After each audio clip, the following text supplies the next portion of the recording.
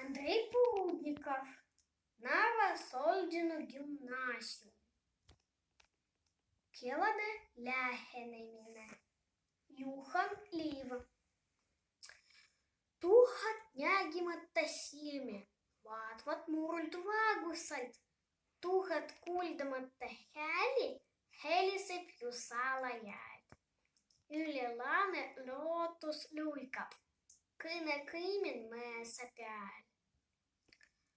Üle oru ootus huikab, vaimud vaatmas mäe peal. Langivad nad ükskord kokku, kõne kõimin mõesa peal. Astuvad vaimud mäelt alla, koose kohin tõstab häält. Siis kõik väljad valendavad, lahti iga lillesilm. Järvelained helendavad, ilus päiksepaiste ilm. Siis kõik kaua kannatavad, nupud rõõmu silmad vees. Eluvaimud lehvitavad, kevade on meie ees. Karup, älä niit. Karup on koduvaim. Karup elab ilmatus suures majas. Karupi kodu on kirjakasti juures.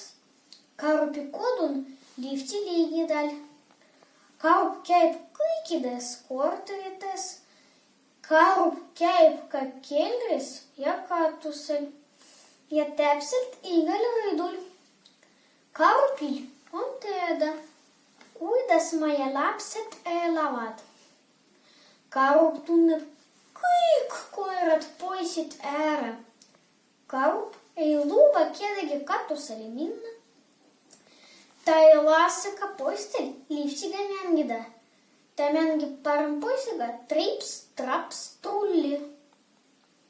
Kui lapsed on üksi kodus, käib Karup neid vahel vaatamas. Kooli lapsed võivad Karupile koolitõkke ette lugeda. Karup kuulab neid väga tõsiselt. Väikeste lastega mängib Karup võõrapalle, suurematega puhub seebi mulje.